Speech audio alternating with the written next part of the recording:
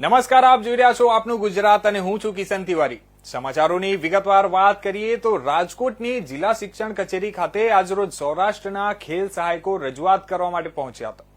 આ તકે ખેલ સહાયકો દ્વારા મીડિયા સાથે વાત કરતા જણાવ્યું હતું કે સરકાર દ્વારા 2027-28 સુધી સ્કૂલોમાં ખેલ સહાયકોની ભરતી કરવામાં આવી હતી, પણ રાજકોટ જિલ્લા શિક્ષણ અધિકારી દ્વારા 11 મહિના પહેલા જ સૌરાષ્ટ્રના 45 જેટલા ખેલ સહાયકોને સમય મર્યાદા પૂર્ણ થાય તે પહેલા જ અચાનક છૂટા કરી દેવામાં આવ્યા હતા અને આથી તમામ છૂટા કરાયેલા ખેલ સહાયકોને બેરોજગારીનો સામનો કરવો પડ્યો હતો।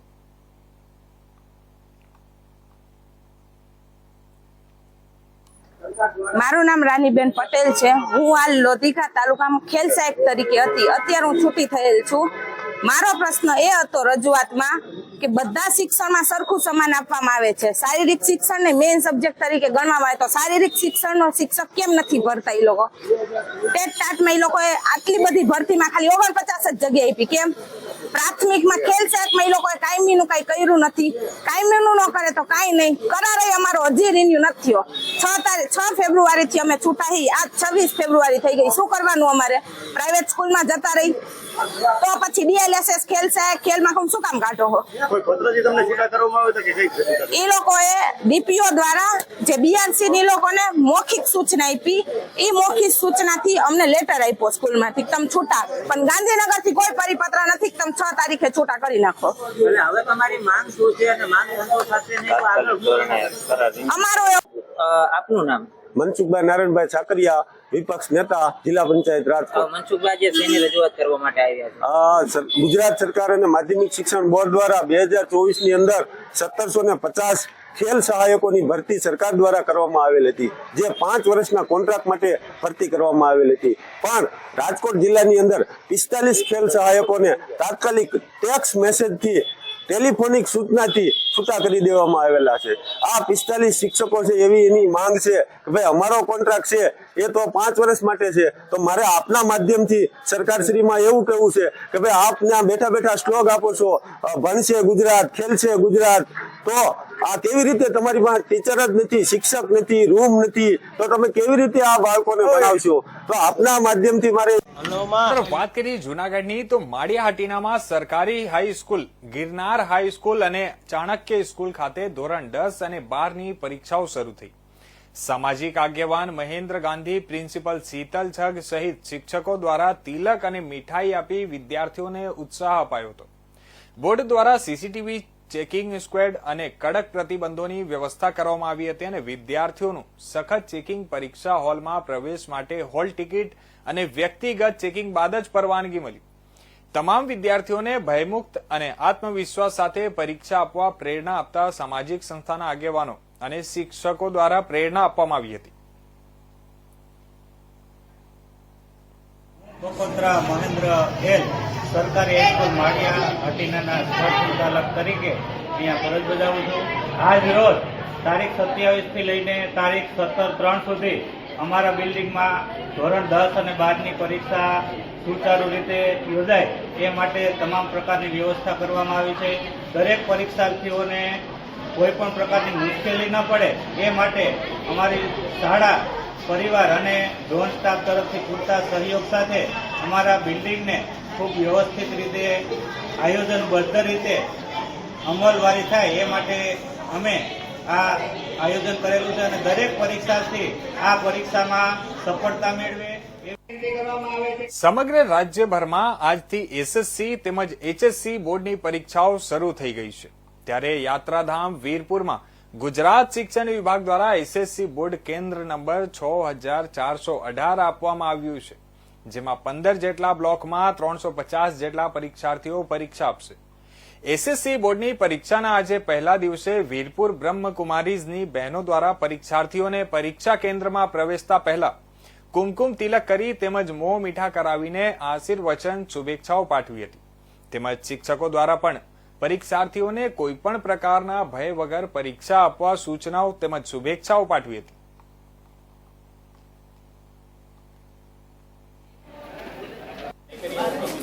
જય શ્યારામ, જય જલારામ. મારું નામ આચાર્ય અંજલ રાજેશભાઈ છે. આજે અમારી બોર્ડની પરીક્ષાનો પ્રથમ દિવસ છે. અમારી સ્કૂલમાં અમને પ્રવેશ કુમકુમના તિલકથી અને મોં મીઠું કરાવીને આપવામાં આવ્યો છે. અમારા શિક્ષકો દ્વારા અમને માર્ગદર્શન એવી રીતે આપવામાં આવ્યું છે જેના લીધે અમે અમારી પરીક્ષા ખૂબ સરસ રીતે ભયમુક્ત અમે પરીક્ષા પાર કરીશું.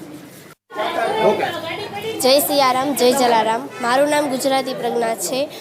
અમે ધોરણ 10ની બોર્ડની એક્ઝામ આપવા અહીં આવ્યા છીએ. અહીંના શિક્ષકો તેમજ સંચાલકો દ્વારા અમને પૂરતું માર્ગદર્શન અપાય છે તેમજ ભયમુક્ત રીતે પરીક્ષા આપી શકીએ તે માટે પૂરતું વાતાવરણ પૂરું પાડવામાં આવે છે. તેથી અમે પણ ભયમુક્ત રીતે પરીક્ષા આપીને અમે અમારું સારું રિઝલ્ટ અહીં લાવી શકીશું.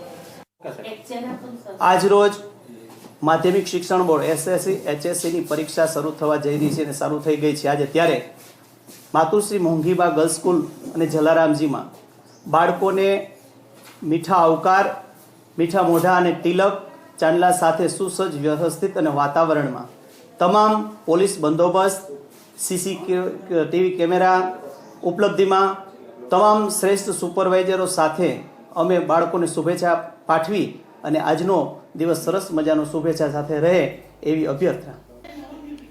આજથી રાજકોટ સહિત સમગ્ર ગુજરાતભરમાં ધોરણ 10 તેમજ ધોરણ 12 સામાન્ય વિજ્ઞાન પ્રવાહની બોર્ડ પરીક્ષાઓ શરૂ થઈ હતી.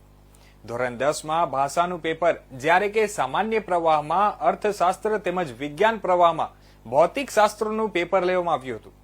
સવારના 10 વાગ્યાથી પરીક્ષા સમય શરૂ થયો હતો, જે માટે સવારના 9:30 વાગ્યા આસપાસ વિદ્યાર્થીઓ જુદી જુદી શાળાના ખાતે પહોંચી ગયા હતા.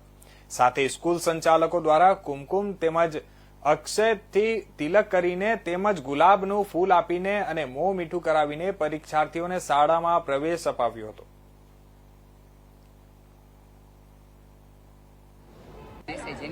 બોર્ડની આજે એક્ઝામ છે, કેવું લાગી રહ્યું છે? કેવી તૈયારી કરી છે?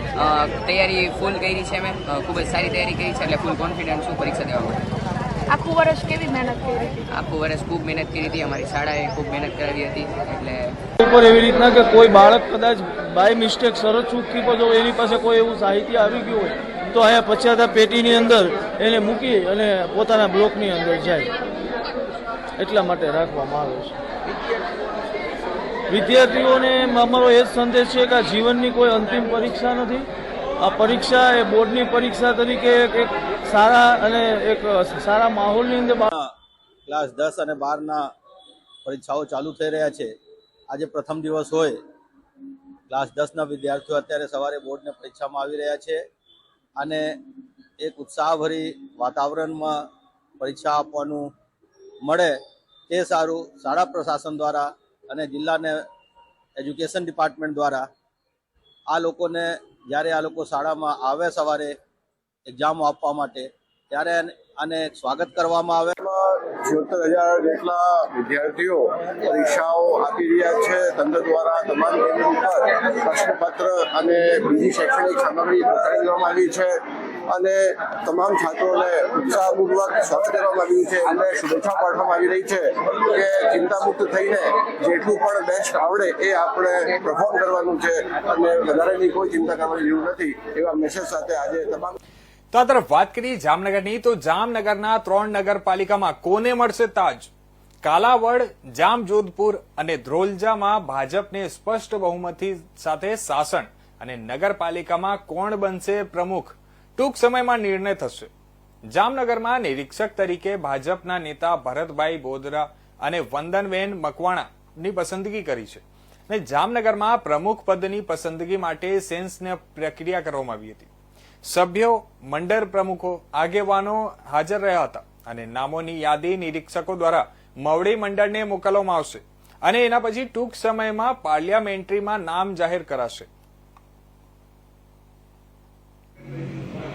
જે ગુજરાત પ્રદેશ ભારતીય જનતા પાર્ટી દ્વારા જામનગર જિલ્લામાં ચૂંટણી હતી એવી 3 નગરપાલિકાઓ, એ 3 નગરપાલિકાના ચૂંટાયેલા જનપ્રતિનિધિઓમાંથી પ્રમુખ, ઉપપ્રમુખ, કારોબારી ચેરમેન, શાસક પક્ષના નેતા, દંડક અને કારોબારી સમિતિ એમ વિવિધ સમિતિઓ અને વિવિધ પદો ઉપર વરણી કરવા માટેનો જ્યારે આગામી દિવસોમાં જાહેરનામું બહાર પડવાનું હોય એના અનુસંધાને ભારતીય જનતા પાર્ટી તરફથી હું ડૉક્ટર ભરત બોગરા અને અમારા ભાજપના સિનિયર આગેવાન અને પૂર્વ ધારાસભ્ય વદનાબેન બંને સાથે મળીને સેન્સ પ્રક્રિયાની કામગીરી માટે બધા આવ્યા છીએ.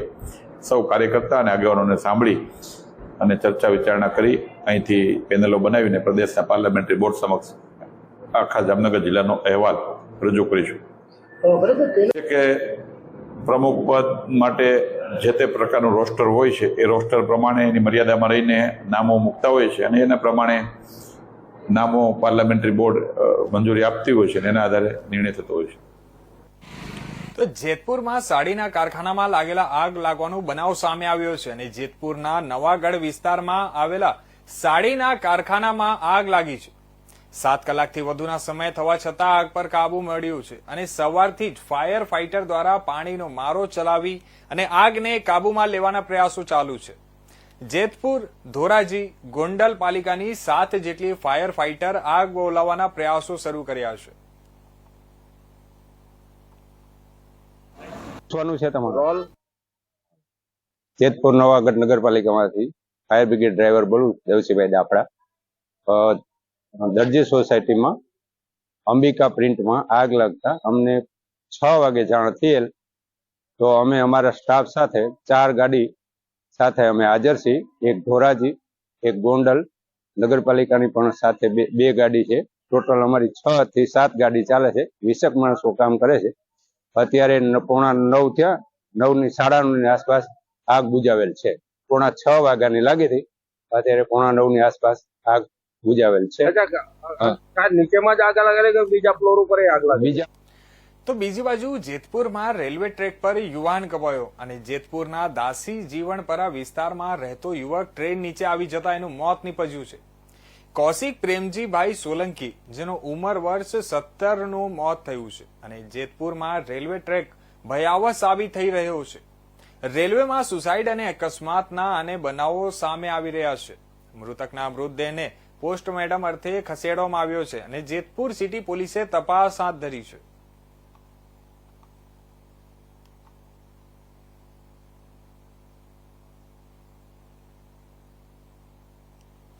તો આ તરફ વાત કરીએ રાજકોટની, તો રાજકોટ શહેર જાણે ક્રાઇમનું કેપિટલ બનતું હોય તેવું લાગી રહ્યું છે. કારણ કે દિવસે ને દિવસે રાજકોટ શહેરમાં ચોરી, હત્યા, લૂંટ, મારામારી સહિતના બનાવો પ્રકાશમાં આવતા રહે છે. ત્યારે ગઈકાલે શિવરાત્રીના મહાપર્વે રાજકોટના ગાંજીવાડા વિસ્તારમાં 2 જૂથ વચ્ચે કોઈ કારણોસર છૂટા હાથે તેમજ ધોકા અને પાઇપ જેવા હથિયારો સાથે ચાલતી મારામારી કરતો વિડીયો સોશિયલ મીડિયામાં વાયરલ થયો હતો. ત્યારે બીજી બાજુ શહેરના લક્ષ્મીનગર નાલા વિસ્તાર પાસે રાત્રિના સમયે 2 દારૂડિયાઓ દ્વારા જાહેરમાં મારામારી કરતો વિડીયો સામે આવ્યો હતો. ત્યારે હાલ બંને જૂથ વચ્ચે થયેલ ડખાનું કોઈ ચોક્કસ કારણ સામે આવ્યું નથી.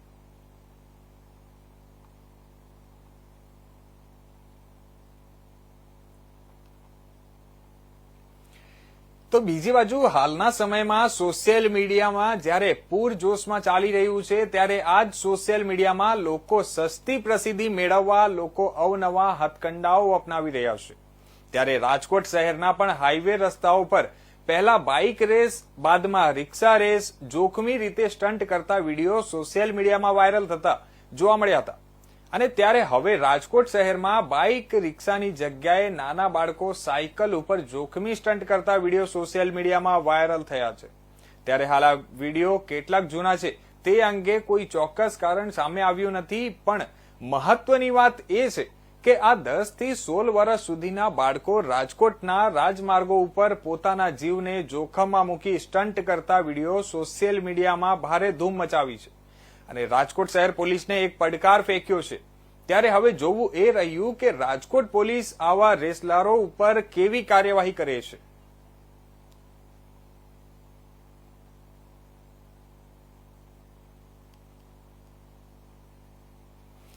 તો આ તરફ વાત કરીએ આપણે આણંદની, તો આણંદ જિલ્લામાં 40 પરીક્ષા કેન્દ્રો ખાતે ધોરણ 10 માં 31,290, ધોરણ 12 સામાન્ય પ્રવાહમાં 12,609 અને ધોરણ 12 વિજ્ઞાન પ્રવાહમાં 4,159 વિદ્યાર્થીઓ પરીક્ષા આપશે. સરદાર પટેલ હાઈસ્કૂલ ખાતે કલેક્ટર પ્રવીણ ચૌધરીએ પરીક્ષાર્થીઓને ગુલાબના ફૂલ આપી સ્વાગત કર્યું હતું. એસએસસી પરીક્ષામાં 40 પરીક્ષા કેન્દ્રો, 106 બિલ્ડિંગો અને 1,120 બ્લોક તથા ધોરણ 12 સામાન્ય પ્રવાહની પરીક્ષામાં 20 પરીક્ષા કેન્દ્રો, 38 બિલ્ડિંગો અને 417 બ્લોક તથા ધોરણ 12 વિજ્ઞાન પ્રવાહની પરીક્ષામાં 5 પરીક્ષા કેન્દ્રો, 20 બિલ્ડિંગ અને 213 બ્લોક તૈયાર કરવામાં આવ્યા છે.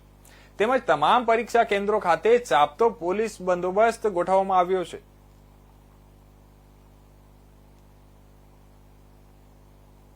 આજથી ધોરણ 10 અને ધોરણ 12ની બોર્ડની પરીક્ષા શરૂ થઈ ગઈ છે, ત્યારે આજે વહીવટીતંત્ર વતી વિદ્યાર્થીઓને શુભેચ્છાઓ પાઠવા અર્થે હું અહીંયા ખેતીવાડી શાળા ઉપર વિદ્યાર્થીઓને શુભેચ્છા પાઠવા આવ્યો હતો. તમામ વિદ્યાર્થીઓ જે આ પરીક્ષામાં ઉપસ્થિત થનાર છે, આ પરીક્ષામાં પાર્ટિસિપેટ કરનાર છે, તમામ વિદ્યાર્થીઓને, સમગ્ર રાજ્યના તમામ વિદ્યાર્થીઓને જે આણંદ જિલ્લા વહીવટી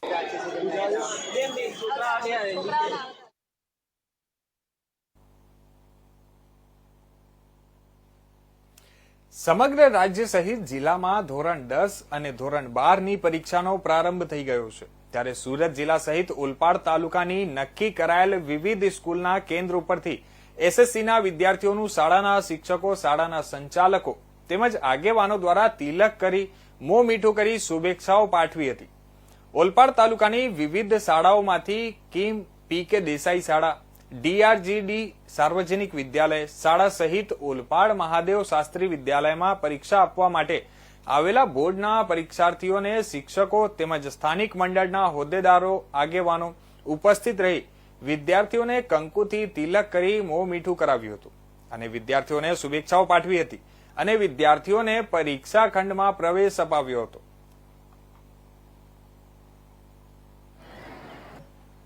હું મહાદેવ શાસ્ત્રી વિદ્યાલયમાંથી ભરતભાઈ આચાર્યશ્રી બોલું છું.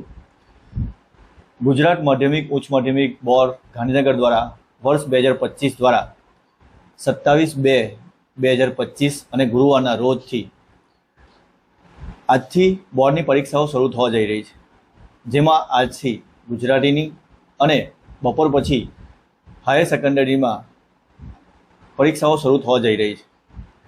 આ પરીક્ષાની તૈયારીના ભાગરૂપે અમે 2 દિવસ આગળથી નંબરો પાડી દીધા છે અને દરેક નંબરો બાળકને વ્યવસ્થિત મળી જાય એ પ્રમાણેની વ્યવસ્થાઓ ગોઠવી છે. સાથે સાથે અમે બાળકોના નિર્ભયતા મુજબ, એટલે કે કોઈ પણ પ્રકારના ડર વગર પરીક્ષા આપે એવી વાતાવરણ ઊભું કરવાનો પ્રયત્ન કર્યો છે અને આ પ્રયત્નથી બાળકોને પોતાની પ્રગતિમાં આગળ વધે એવી શુભેચ્છા અમારા મહાદેવ શાસ્ત્રી પરિવાર, અમારા મંડળ અને દરેક શિક્ષકગણ પાઠવે છે. આજે કયા વિષયની પરીક્ષા છે? આજે ધોરણ 10માં ગુજરાતી વિષયની પરીક્ષાઓ શરૂ થવા જઈ રહી છે. કયા પ્રકારની તૈયારી છે? તૈયારીમાં દરેક યુનિટ વાઇઝ બાળક એ જ ખંડમાં અને એ જ જગ્યા ઉપર બેસે અને દરેક બાળકો શાંતિપૂર્વક માહોલમાં પરીક્ષા આપે, કોઈ પણ પ્રકારના ડર વગર, એવા મારા શિક્ષકોના વર્તનો પણ રહેશે. અને આજે ટોટલ મારા 849 વિદ્યાર્થીઓ પરીક્ષા આપવા જઈ રહ્યા. તો અદર વાત કરીએ અરવલ્લીની, તો અરવલ્લી જિલ્લામાં આજથી ધોરણ 10 અને 12ની બોર્ડની પરીક્ષાનો પ્રારંભ થયો છે અને જિલ્લાના 28,295 વિદ્યાર્થીઓ બોર્ડની પરીક્ષા આપશે અને મોડાસા સહિત તમામ તાલુકાઓમાં બોર્ડની પરીક્ષાનું આયોજન કરવામાં આવ્યું છે. 44 કેન્દ્રો પર 119 બિલ્ડિંગમાં ધોરણ 10 અને 12ની પરીક્ષાનું આયોજન કરવામાં આવ્યું છે. ધોરણ 10ના 17,926 અને ધોરણ 12 સામાન્ય પ્રવાહના 8,772 વિદ્યાર્થીઓ બોર્ડની પરીક્ષા આપશે. ધોરણ 12 સાયન્સમાં 1,727 વિદ્યાર્થીઓ પરીક્ષા આપશે અને બોર્ડની પરીક્ષાના પહેલા પેપરમાં વિદ્યાર્થીઓ કુમકુમ તિલક અને ફૂલ આપી સ્વાગત કરાયું હતું. વિદ્યાર્થીઓ શાંતિપૂર્ણ અને ભયમુક્ત માહોલમાં પરીક્ષા આપી શકે તેવું આયોજન કરવામાં આવ્યું હતું.